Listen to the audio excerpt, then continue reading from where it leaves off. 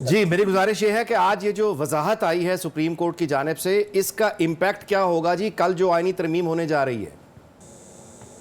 لیکن سر آج کا جو آنریبل سپریم کورٹ کے 8 رکنی بنچ کا فیصلہ آیا ہے وہ ایک ایسے وقت میں آیا جبکہ یہ ہوا اپنے عروج پہ تھی کہ فیڈرل گورنمنٹ جو ہے نا جو ججز کی ایج کا معاملہ جو ہے وہ پارلیمنٹ سے جو ہے نا بڑھانا چاہتی ہے وہ اور کچھ اور امینڈمنٹ بھی لانے چاہتی ہے وہ کہ پروپوز امینڈمنٹ کہیں بھی نہیں آئی. لیکن اسی دن آنریبل سپریم کورٹ کی طرف سے فیصلہ آنے کا مطلب یہ ہو گیا کہ شاید سپریم کورٹ نے بھی موقع کی مناسبت سے جو ڈیٹیل ججمنٹ میں نہیں کہتا وہ آدمی 4 پیج کا ججمنٹ ہے اور اس میں ایک قسم کی ڈائریکشن دی گئی جو الیکشن کمیشن آف پاکستان نے جو رائے مانگی تھی ان کا جواب دیا گیا. جی بہرحال اس کو ڈیٹیل ججمنٹ پہ اگر مان لیا جائے تو ایسے وقت میں جبکہ یہ کچھ معاملات آئینی پیکیج جو ہے وہ پارلیمنٹ سے جا رہا تھا تو میرا اپنا پوائنٹ آف ویو یہ ہے کہ اس ملک کی بدقسمتی ہے کہ ہمارے ادارے جو ہے نا ایک دوسرے کے اختیارات سے کھیلتے ہیں ایک دوسرے کے اختیارات کے معاملات میں یہ ثابت کرنے کی کوشش کرتے ہیں کہ میرا ادارہ سب سے زیادہ پاورفل ہے جس کا ادارہ بڑا کمزور ہے. پر اس طرح کے معاملات جب آتے ہیں تو اس سے ملک کو نقصان پہنچا ہے اور آپ کو یاد ہوگا کہ جنرل پرویز مشرف کے دور حکومت میں اس زمانے میں سپریم کورٹ کے جج کی ایج بڑھا کے 68 کرنے کی کوشش کی گئی اور بعد میں آنریبل سپریم ہائی کورٹ کے ججز کی ایج بڑھا کے 62 سے 65 کرنے کی کوشش کی گئی. جی تو پورے پاکستان کے اندر ایک موومنٹ چلی تھی جس میں جنرل پرویز مشرف کو یہ اپنی امینڈمنٹ واپس لینی پڑی. یہ بات حقیقت ہے کہ پارلیمنٹ وہ ادارہ ہے جس کو اس بات کا اختیار ہے کہ وہ جو چاہے قانون سازی کر لے. لیکن میرا اپنا اعتراض صرف یہ ہے کہ قانون سازی کو جلد بازی کیا جانا چاہیے. جو امینڈمنٹ لاتے ہیں پبلک میں لے آئیں لوگوں کی رائے معلوم کریں کیونکہ یہاں آئین کے اندر تبدیلی کی بات ہو رہی ہے. جی آئین میں تبدیلی کا جو طریقہ کار ہے وہ یہ ہے کہ آپ کو پارلیمنٹ کے اندر 2/3 میجارٹی چاہیے. مجھے نہیں پتا کہ حکومت کے پاس 2/3 میجارٹی ہے یا نہیں ہے لیکن جس جلد ورزی سے یہ معاملے کو سامنے لے کے آئے ہیں یہ بھی ان کے پاس 2/3 میجارٹی ہو جس کا پتہ کل چلے گا. لیکن یہ جو میرا سوال ہی یہ تھا نا جی کہ آج کا جو وضاحت جو آ گئی ہے وہ 41 ارکان جن پہ تکیہ تھا مخصوص نشستوں کے حوالے سے کہ وہ آزاد ہیں وہاں تو سوال پیدا ہو گئے ہیں. میں اس پہ آپ کے سوال کے جواب کی طرف آتا ہوں کہ سوال یہ پیدا ہوتا ہے کہ جب آپ نے یہ معاملہ ٹیک اپ کیا سپریم کورٹ میں اور ریزرو سیٹوں کے متعلق آپ نے جب فیصلہ کیا تو اس وقت 8 ججوں نے بھی شارٹ آرڈر دیا تھا باقی ججز نے بھی شارٹ آرڈر دیا لیکن بعد میں 2 ججز کا ڈیٹیل آرڈر آیا.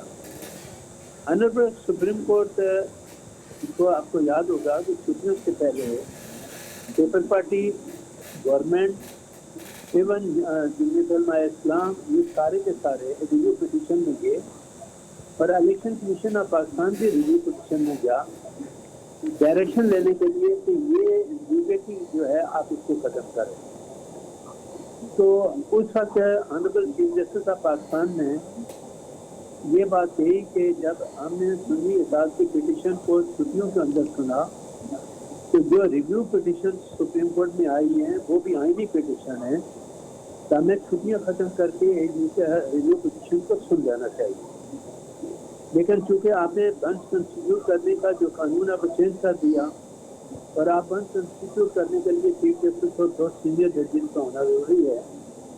تو جب چھٹیوں کے دوران یہ اجلاس ہوا تو 2 جج ایک طرف ہو گئے اور آنریبل چیف جسٹس ایک طرف ہو گئے اور اس طرح وہ ریویو پٹیشن جو ہے جو میرے نزدیک ارجنٹ تھی اور ان کو چھٹیوں کے دوران ہی سنا جانا چاہیے تھا آپ نے نہیں سنا.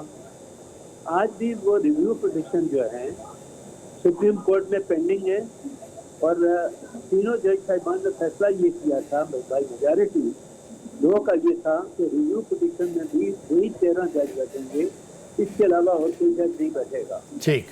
तो सवाल ये पैदा होता है कि यहाँ ऑनरेबल सुप्रीम कोर्ट ने जो रिव्यू पिटीशन की अपनी एक जो अहमियत थी, पर आज जब जो आपने डिटेल आर्डर देके एक डायरेक्शन दे दी इलेक्शन कमीशन को कि आपने ये काम करना है, ये 41 आदमी भी पीटीआई के लोग हैं और इनका हक बनता है सीटों का। जी।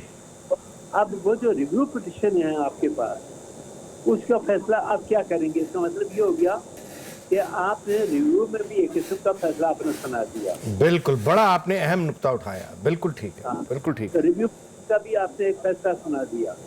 ऐसी सूरत हाल में आप खुद ये बता दें कि जब ये सूरत हाल सामने आएगी तो अब कल सवाल ये पैदा होगा कि वो रिव्यू पिटीशन जिनमें आप 13 जजेस से मिल के फैसला करना था, आपने एक मैसेज दे दिया बाकी जज साहिबान को कि नहीं भाई, हमारा 8 का फैसला सही है, बाकी रिव्यू पिटीशन वगैरह की कोई हैसियत नहीं है। जी बिल्कुल ठीक। हालांकि अगर इस केस की अहमियत को समझा जाता तो वो रिव्यू पिटीशन में भी इलेक्शन छुट्टियों के दौरान इंटरटेन होनी चाहिए थी, और रिव्यू पिटीशन पे भी अगर आप फैसला सुना देते, जी। आज जो सूरत हाल सामने आई है वो शायद नहीं आती।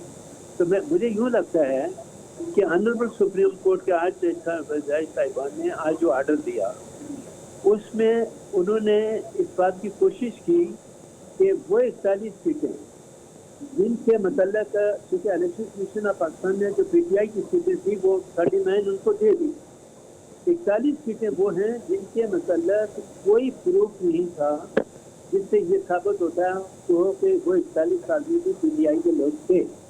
अच्छा। और आप चॉइस दिया, चॉइस का था कि 15 दिन के अंदर अंदर जी। वो अपना 41 कैंडिडेट जो अपना डिक्लेरेशन सुन्नी इताअत को दे के शामिल हो चुके थे, उनको आपने 15 दिन का एक टाइम जो दिया, मैं उसमें with respect to honourable supreme court सवाल करने में आपको जानम कि फिर आप ये बता दें कि वो जो 41 आदमी हैं जो अपना डिक्लेरेशन ऑलरेडी सुन्नी इताअत के हक में दे चुके और वो 3 दिन के अंदर वहाँ शामिल हो गए, और उसके बाद आपने ये मामला जब देखा फिक्स कर लिया, तो आप ये मुझे बता दें कि वो डिक्लेरेशन के बाद जब वो बाकी दूसरा डिक्लेरेशन पीटीआई का देंगे तो जो उनके स्टेटमेंट में फर्क आएगा, गलत बयानी आएगी, तो आइन का आर्टिकल 63 किधर जाएगा? ये आपने दूसरा बहुत बहुत अहम नुक्ता उठाया, बहुत अहम नुक्ता उठाया। उसकी मिसाल फिर इस तरह से देता हूँ कि माजी में जिस तरह हमजा शहबाज की और परवेज अलाई के दौर में आपने मामले को टेकअप किया, पीटीआई के 25 आदमियों ने वोट दिया हमजा शहबाज को, और आपने ये कह दिया कि ये 25 वोट काउंट नहीं होगा और उसको डिस्क्वालीफाई करने की भी बात कर दी। जी। तो आइन में तो मैंने कहीं ऐसा नहीं पढ़ा कि वोट, मैंने ये पढ़ा आइन के अंदर कि आप वोट डालेंगे, वोट काउंट होगा, लेकिन वो डिस्क्वालीफाई हो जाएंगे बाद में। ठीक है सर? तो आपने वो जो 25 आदमियों का कहा कि वोट काउंट नहीं होगा, वो आइन के अंदर कहाँ लिखा हुआ है? जी। अगर आइन के अंदर लिखा तो इसलिए इस पे भी जी यासीन आजाद साहब जी, इस पे भी कल आईनी तरमीम, इस पर आर्टिकल 63 पे भी शायद कुछ काम होगा, तो इसको वजाहत की जाएगी।